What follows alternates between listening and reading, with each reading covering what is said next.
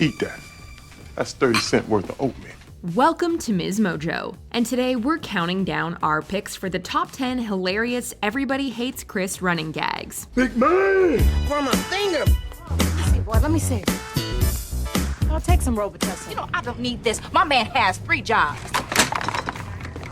For this list, we'll be looking at recurring phrases, setups, or scenes that make the sitcom based on funny man Chris Rock's life just that little bit funnier. For a comedian who doesn't rely on repeating a joke, he managed to squeeze all the laughter out of some well-chosen gags. Are our picks as beloved as Raymond or as hated as Chris? Sound off in the comments.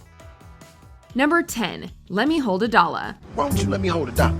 In case you didn't know, when a criminal says, "Let me hold something," that means you're never getting it back. Let me hold your cash register. Lemme hold a dolla is the mantra of lovable rogue and petty thief Jerome. Making his first appearance in the show's 5th episode, Everybody Hates Fat Mike, the 23-year-old neighbor is initially presented as an antagonist. Whoa. Yo, little man, let me hold a dollar. I don't have any money. Yet his warmer nature, coupled with his general dim-wittedness, softened him enough to be let into the audience's good books, and Cavante Jackson's character made recurring appearances. As is very quickly pointed out, whenever Jerome, who never remembers meeting Chris, is asking to let him hold something, it's not to take a look. It's to put it directly in his pocket.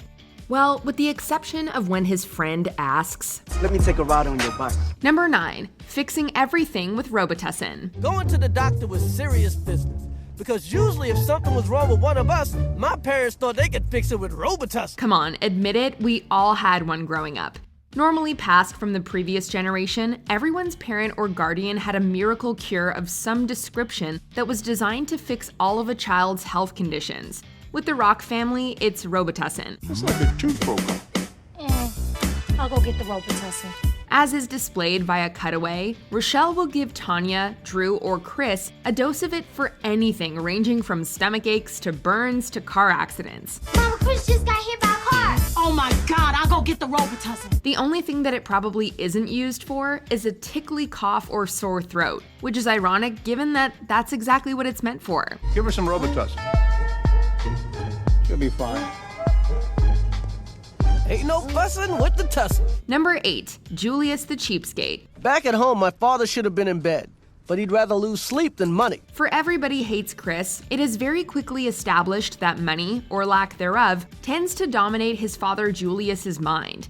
If he isn't thinking about it, he's talking about it, and generally about ways to avoid spending it.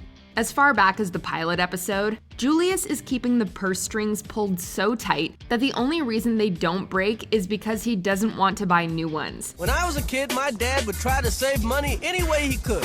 So when my mother went shopping, he had one rule. No name brands. His rule of no named brands means Rochelle saves grocery money by buying generic items. He regularly insists on finding a cheaper option for purchases, insists on food coupons, and was fired from his job as a store Santa for making kids consider the costs of their holiday gifts. Do you know that costs as much as a real car? Now how you gonna pay for this eyesight? Do you really want your parents to work themselves to the bone just to get you a train set you're gonna quit playing with after a week? Number 7, cutaways. I never had a gold chain because my parents would never let me get one.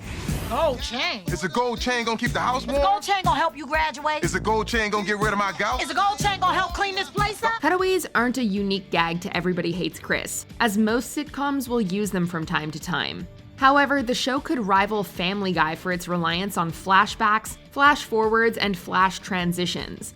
But believe us, we are not complaining. And the award for Best Kid, pretending like he gives a damn about his mother's anniversary when he really wants to get out of the house so he can sneak out and do something he doesn't have any business doing, goes to Chris! In fact, pretty much every single deviation from the main narrative is as funny as the last. During cutaways, we'll sometimes see the alternative version of conversations, how they played out in a character's head, or simply Terry Crews as Batman. For all I know, you could be Batman! I am not Batman. I'm Batman. They don't follow any particular rules of exposition either, as characters will often interrupt and trespass in someone else's imagined scene, meaning poor Julius never catches a break from Rochelle's watchful eye. Number 6. Caruso knocking Chris's books. You know, I managed to avoid him before I wore these shoes. Nice shoes, Bojangles. As the only black kid in Corleone Junior High, which is probably named after the infamous family of the Godfather, Chris is brought face to face with many different kinds of discrimination and prejudice.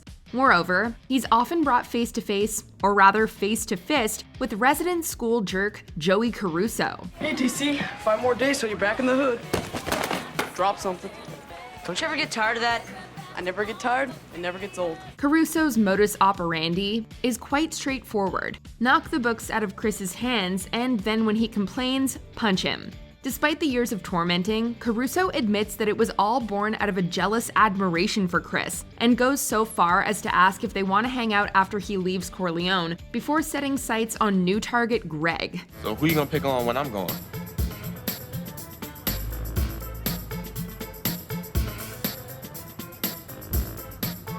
Just give me a minute. Number 5. Tragic.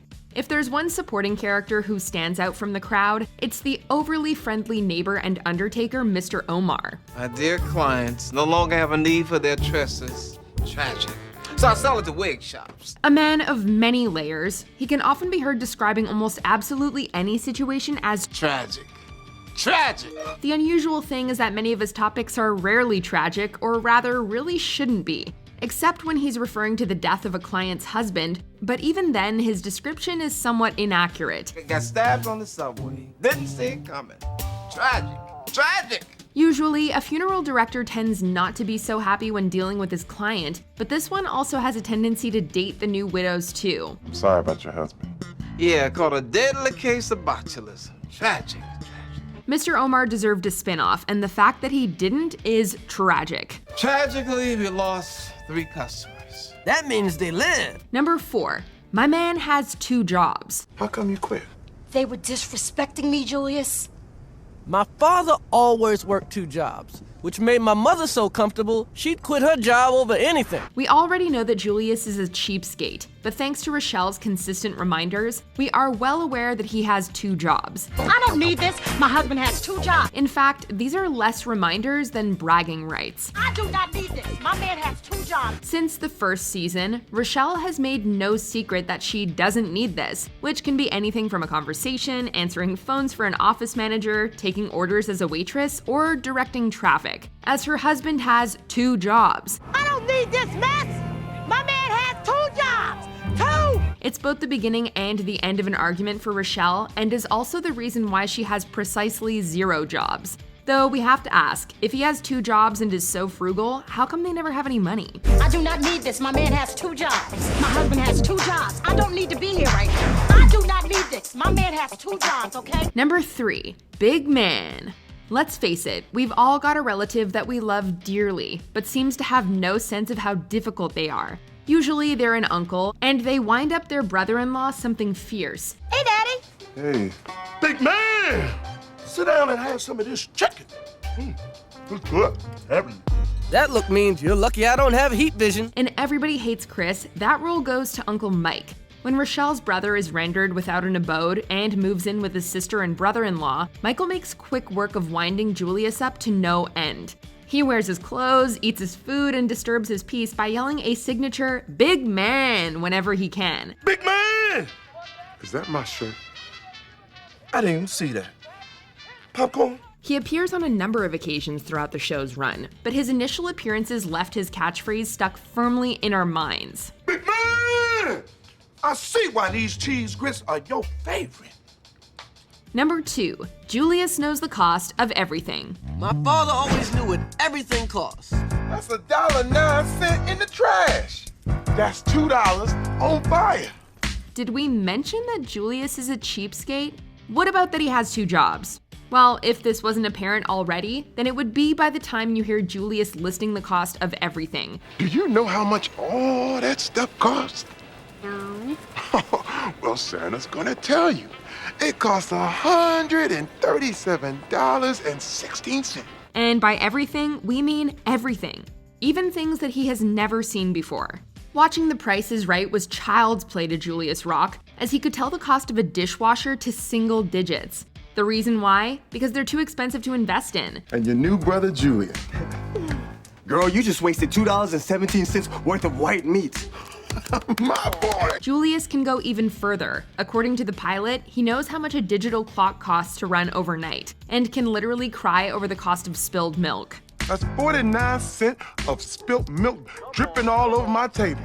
Somebody gonna drink this milk. Before we continue, be sure to subscribe to our channel and ring the bell to get notified about our latest videos. You have the option to be notified for occasional videos or all of them. If you're on your phone, make sure you go into your settings and switch on notifications.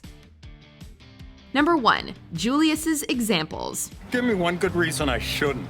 He shouldn't have said that. Similar to our penultimate entry, Julius is incredibly good at listing off examples as well. In fact, he's so good at it that stating examples, however benign, makes up about 50% of Terry Crews's script. Trevor Burbick got knocked out by Mike Tyson in less than 5 minutes.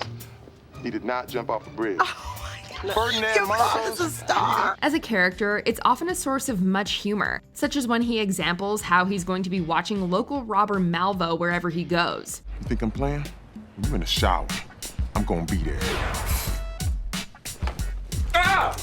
You think I'm playing? Towards the end of the show's run, this turned out to be his best trait. During season 4, Julius was able to give a reasonable set of examples as to why a man shouldn't end his life, for which he was hailed as a hero. Nelson Mandela's been in jail for over 20 years. He didn't jump off a bridge. Not content with listing examples, Julius became one. James Earl Jones lost the Oscar for his performance in The Great White Hope. He didn't jump off a bridge. Do you agree with our picks? Check out this other recent clip from MsMojo and be sure to subscribe and ring the bell to be notified about our latest videos.